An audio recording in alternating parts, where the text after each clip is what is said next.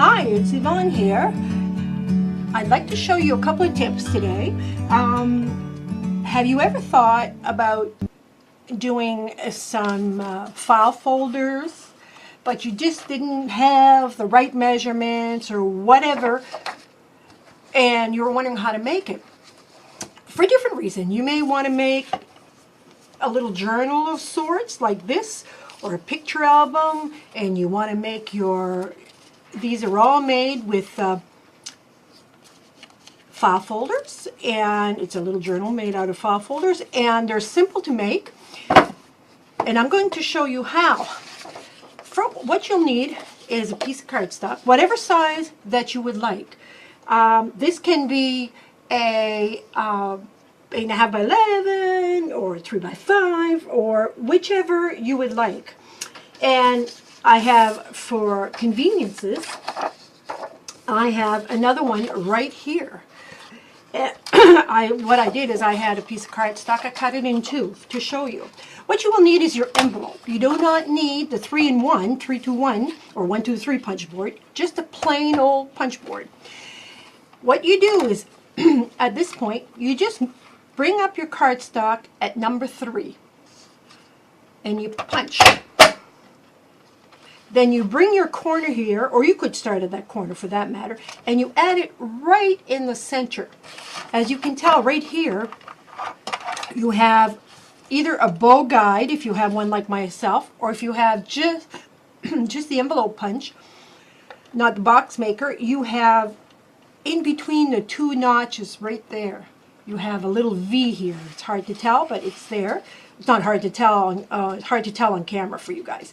Just align that at the center, push down, and voila, you have your first tab. Flip it over, go again to the middle, down, and then push 3. If you do the 3 first, you won't have that notch, so it'll be easier for you to guide your paper up to the edge here. So then you have yourself 3 notches.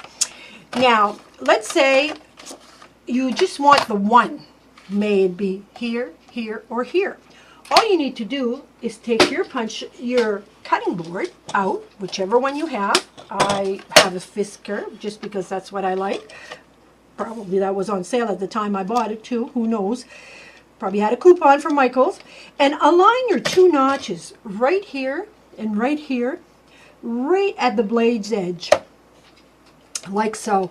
So if you, let's say for an instance you wanted the first notch, you bring it to the second. Now you wouldn't do these 3 obviously if you wanted the first one, but let's say you wanted the middle one, you would cut from the here to there like that, and you would bring your cutter back to the open spot here and cut down like that, and here you have your second one.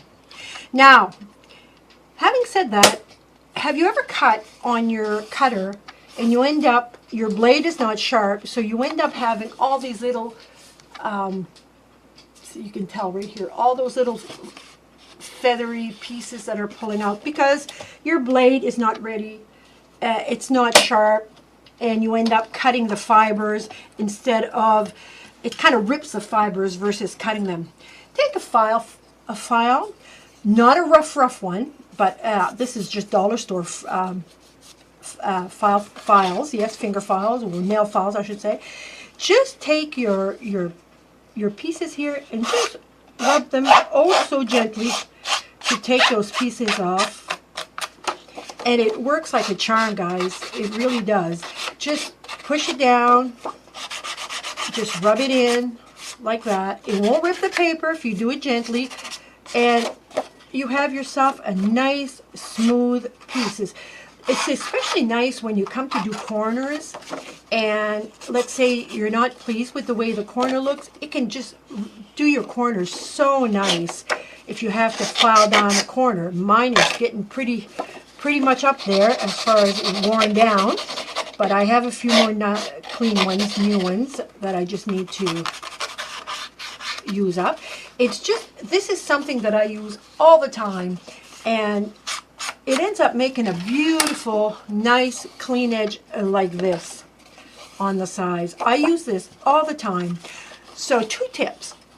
Want to make a file folder, never feel, whether it be to categorize your embossing folders, your stamps, you want to name, the category in your stamps, or when you're storing your metal dies, or you just want to do up a binder, or you want to do, like I just showed you, a file folder, journal or picture book or whichever. Don't worry about having to go buy yourself a new punch or whatever. Just use this. And while you're doing it, you can tell that I have done 3 inches. Now, I want a tag.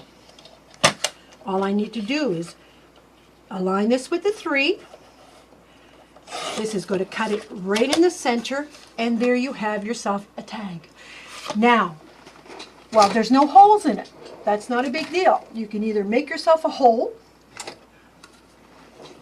with a dollar store punch, or in my case I have here my crocodile just because it's handier to me, and I have myself a tag. Use your tools more than one way. Make it useful for you in many different ways. That is what's important. So instead of going buying those tags at $7, $8, $9, $10, whichever, there you have a tag. You're saying, yeah, but they're not quite the same. The holes, they're not quite the same. Get yourself some rings. Add them on your tag. Obviously, I didn't think of this ahead of time. I would have had it out. But let's say you can buy these at the dollar store, by the way. I got half is from the dollar store, half is from Staples. Just add a circle to it. You can color them before if you're fussy and you would like to have it in a gold color or red color, whatever. And then you have yourself a tag looking very similar to a store-bought tag. This is Yvonne, and I hope this little tip will help you and make your creativity a lot easier. And don't forget to use your tools. Think outside the box. What else could it be used for? Because we have tools, hundreds of dollars of tools, some of us, and thousands of dollars, I should say, some of us, and we only use it for one purpose. Think outside the box. If you didn't have these tools, how would you do it? And that should work for you. So this is Yvonne. I'm signing off for today, but I'll have much more tips for you to come up in the near future and tutorials. So stick around because I'll have more to come. As I always say, be happy. Take care. Bye-bye.